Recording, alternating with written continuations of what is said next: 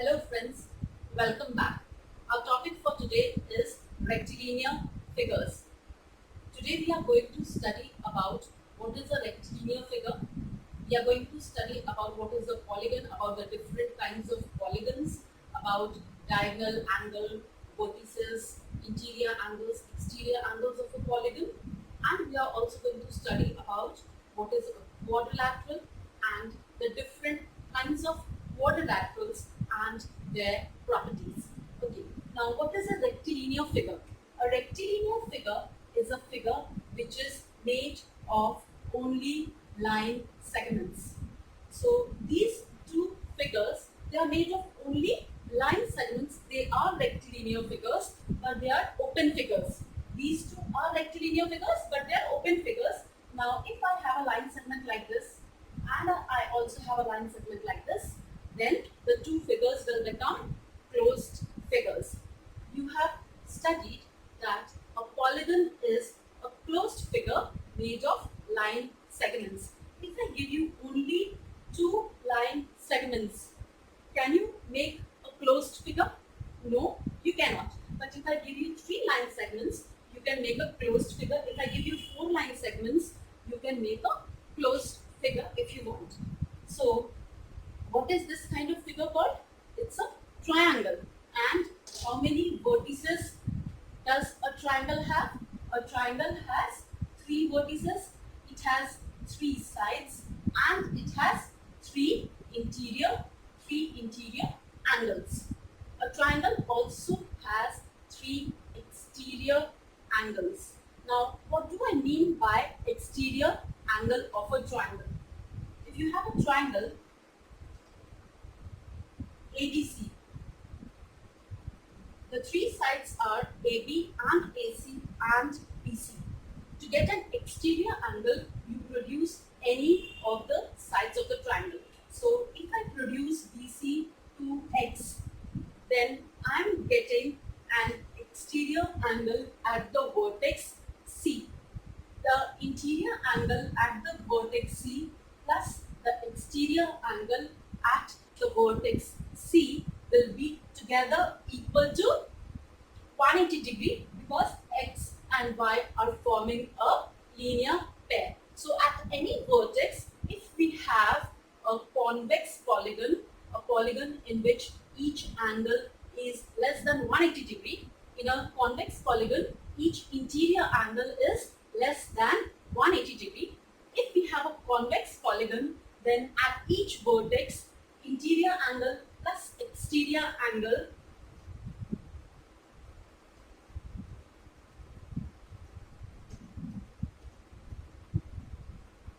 will be equal to 180 degree if we have a convex polygon in which each interior angle is less than 180 degree. Even if one interior angle is greater than 180 degree, then such a polygon is called a concave polygon. Now, if all the three sides of a triangle are equal, it's an equilateral triangle. If none of the sides are equal, we have a scalene triangle. If two sides are equal, we have an isosceles triangle. Now, which of these three is a regular polygon? What do we mean by a regular polygon? In a regular polygon, all the three sides are equal as well as all the three angles are equal. So, which of the triangles has all the three sides equal and all the three angles equal? Yes, yes, it's an equilateral triangle. In an equilateral triangle, each of the angles is 60 degree. Each of the interior angles is 60 degree. If I just say angle of a triangle, I am referring to the interior angle and not the exterior angle. So at each vertex in an equilateral triangle, interior angle is 60 degree and exterior angle at each vertex will be 180 minus 60 equal to 120. Can you tell me what is the sum of interior angles of any polygon? There is a formula for it. Sum of interior angles of a polygon is 2n minus 4 right angles. If you want, you can take 2 common, and in that case, you get 180 into n minus 2. So sum of interior angles of a polygon is 2n minus 4 right angles. Okay. Now what is the sum of exterior angles? And what do we mean by n over here? N over here stands for the number of sides in a polygon. Let's verify whether the formula is right or not. Okay, so if you have a four-sided figure, if you have a quadrilateral, a four-sided figure, then n will be 4. If instead of n, I put 4, I get 2 4s are 8, 8 minus 4, 4, 4 into 90, which is 360 degree. So the formula is working fine. So sum of interior angles of a polygon is 2n minus 4 right angles. Can you tell me what is the sum of exterior angles of any polygon? Do you know that sum of exterior angles of any polygon is 360 degree? Sum of exterior angles of any polygon is 360 degree. And if you have a regular polygon, meaning a polygon in which all sides are equal and all angles are equal, then each interior angle will be 2n minus 4 right angles upon n. Whatever is the sum of the angles, you have to divide between all the angles. So each interior angle of a regular polygon will be sum of interior angles divided by n. Same way, each exterior angle of a regular polygon will be 360 divided by n, where n is the number of sides in the polygon. Okay, now if you have a quadrilateral ABCD, mind you, you have to name a four-sided or a five-sided or a six-sided figure either clockwise or anti-clockwise. What I mean to say is, if the quadrilateral is ABCD, you cannot write A, B, C and D. That will be wrong. That kind of naming will be wrong. You have to write A, B, C, D, or you may write A, B, C, D. You have to name the figure either clockwise or anti-clockwise. So what are the adjacent sides out here? AB and BC. One pair of adjacent sides, BC and CD, another pair, CD and DA, another pair, and AD and AB, the fourth pair. Okay, now if we have adjacent sides, then we get AB, BC and so on. What about a diagonal? A diagonal of a quadrilateral is a line segment joining the non-consecutive vertices. The consecutive vertices over here are like A and B, one after the other. Consecutive means one after the other. So if I join non-consecutive vertices, I'll get the line segment AC and I'll get the line segment BD. AC and BD are the diagonals of the quadrilateral.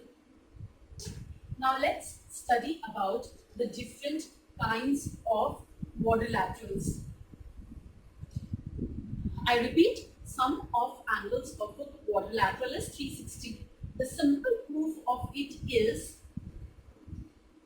if I draw one diagonal of a quadrilateral, it will divide the quadrilateral into two triangles.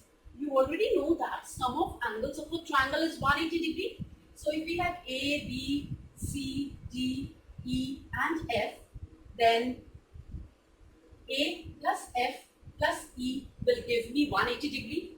Same way, B plus C plus D will give me 180 degree.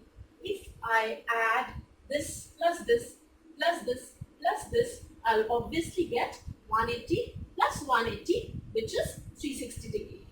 So sum of angles of a quadrilateral is 360 degree. Now let's study about the different kinds of quadrilaterals.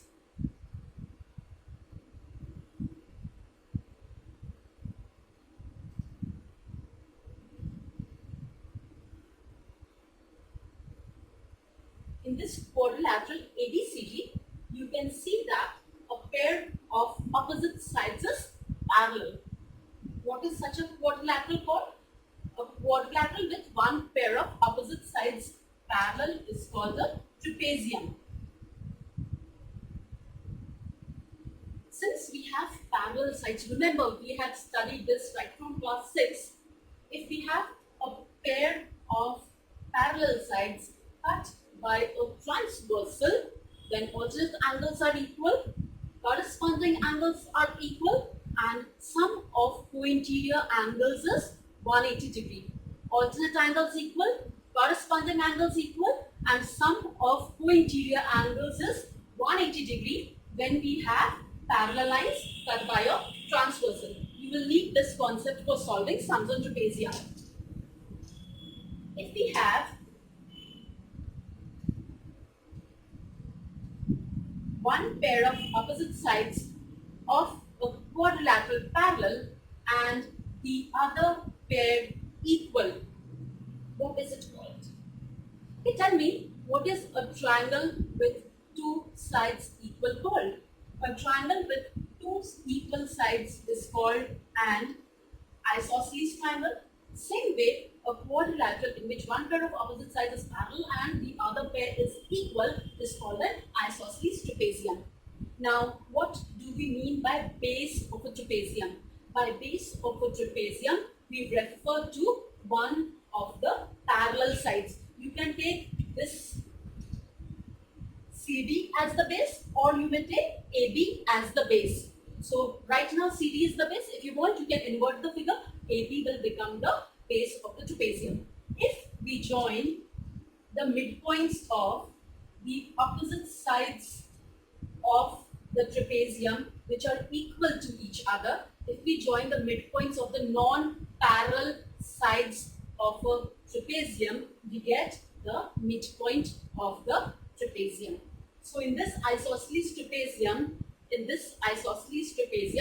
MN is the median of the trapezium.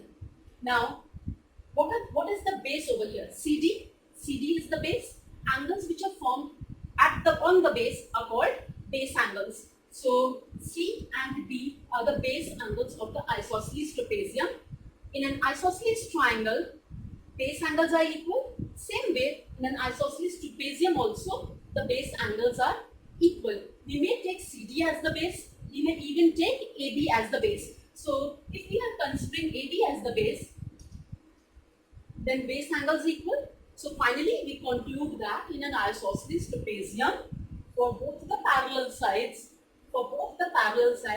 angles which are formed with the parallel side as one of the sides for the angle, then the base angles, these two are equal, these two are also equal. Now let's discuss about a parallelogram.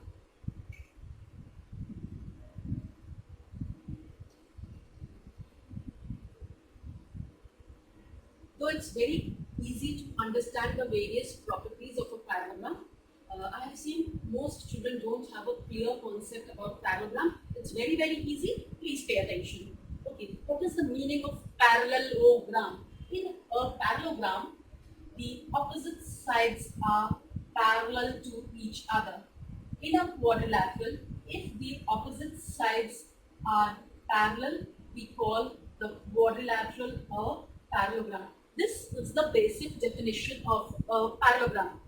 Both pairs of opposite sides are parallel to each other. You don't need to prove anything else. Only you have to say that both pairs of opposite sides are parallel. So the figure, the quadrilateral, is a parallelogram. Okay. If I draw one diagonal of the parallelogram, what will happen? Let's see. If I draw one diagonal of the parallelogram, it divides the parallelogram into two triangles.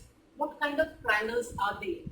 Okay. Now over here, AC is the common side. I am comparing these two triangles. I am comparing triangle 1 and triangle 2. AC is a common side. Fine. This angle and this angle will be equal because of parallel sides and alternate angles. AB is parallel to BC. AC is the transversal. So these two will be equal because they are alternate angles. Similarly, because these two sides are parallel and AC is the transversal, this angle and this angle will be equal. They are alternate angles.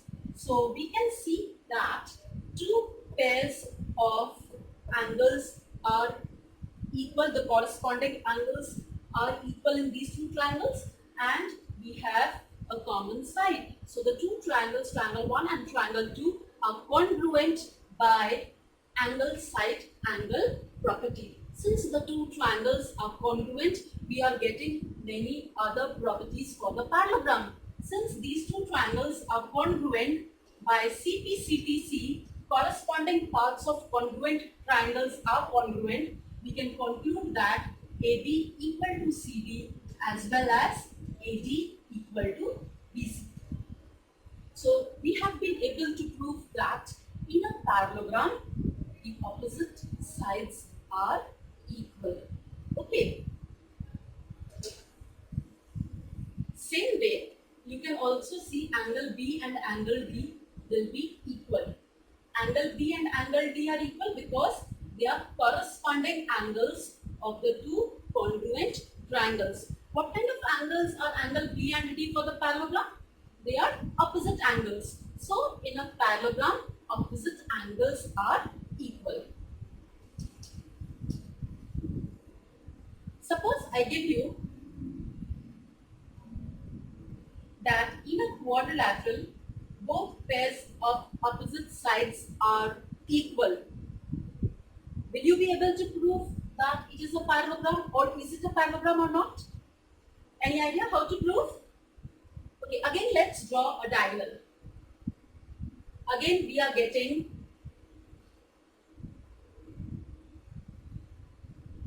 two triangles.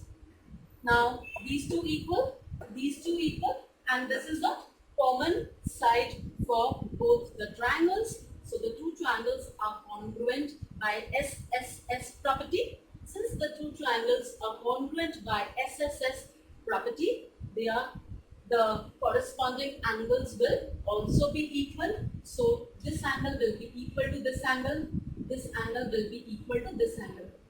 Okay, let's get back to the basics. If corresponding angles are equal for a pair of lines which is cut by a transversal, what can we say about this pair of lines? Since corresponding angles are equal, the lines are parallel. If we have to prove that two lines are parallel, we just need to prove that the alternate angles are equal, or corresponding angles are equal, or sum of the co-interior angles is 180 degree. So over here, since we are able to prove that these two are equal by CP/CTC, these two are also equal by corresponding parts of congruent triangles are congruent. So we can conclude that because of these two being equal, these two lines are parallel. Same way, because of these two angles being equal, these two lines are also parallel. Just now we have proved that if opposite sides of a quadrilateral are equal, the opposite sides are parallel also, and so finally we decide that if opposite sides of a quadrilateral are equal, it's a parallelogram.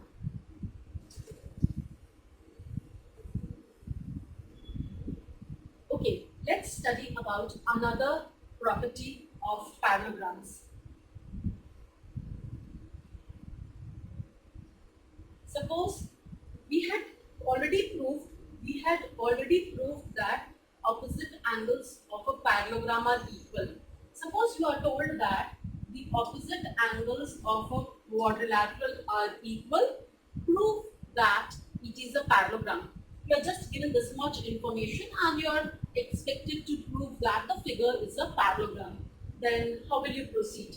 Okay, opposite angles equal, fine. So if I add all of them, I get twice A plus twice B equal to 360 degree. Sum of angles of a quadrilateral, I can take 2 common.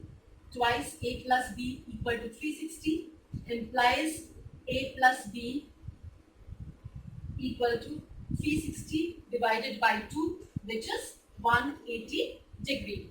So A plus B is 180 degree.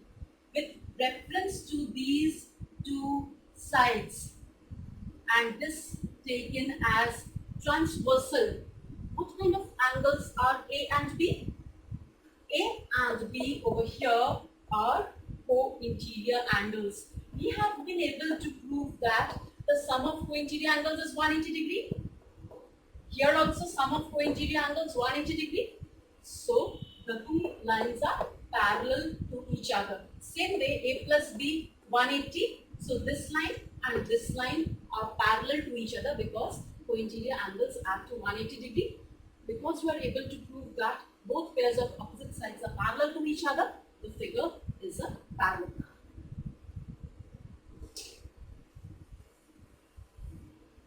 Okay, now a very interesting, very easy property. Diagonals of a parallelogram bisect each other.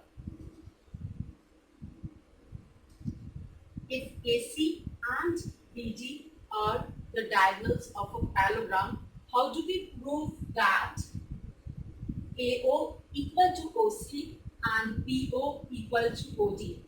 First of all, what is the meaning of the word bisect? Bi means to, bi means to, and sect means divide. Bisect means divide into two equal halves. So we have to prove that AO equal to OC and BO equal to OD. Okay, since we need these two sides as well as these two sides, let's compare this triangle and this triangle. Okay, so since the given figure is a parallelogram, you can mark like this. Any problem? Okay. Now AD is equal to BC. What is the reason? AD equal to BC? Opposite sides of a parallelogram. Okay.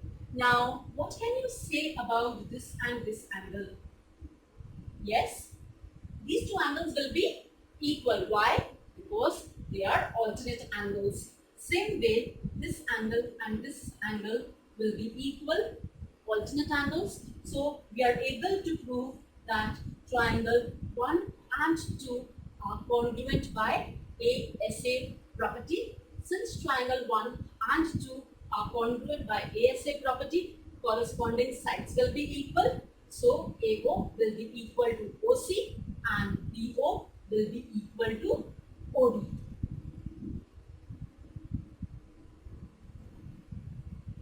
By CP/CPC. So this is a very important and very useful property. Diagonals of a parallelogram bisect each other.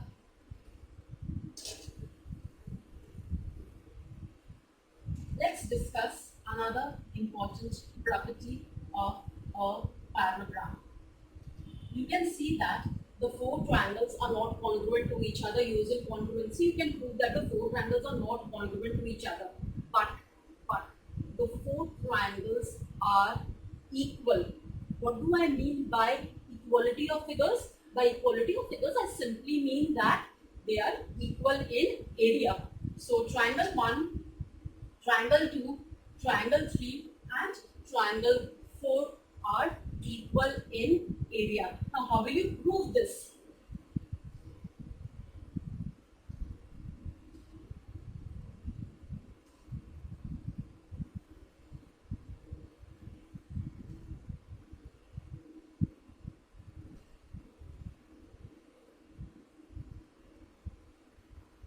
We know that diagonals of a parallelogram bisect each other. So OD and OB will be equal.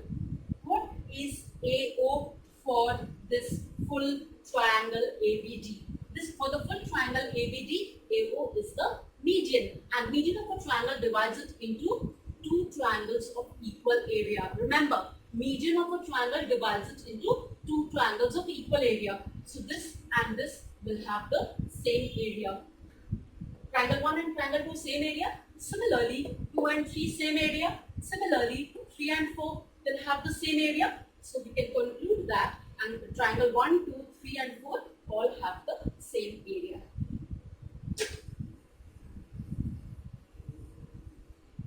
Any doubts regarding this? If you have been able to understand till here, then do write in the comments box and do like my channel so that I get the motivation that okay, you are understanding my video.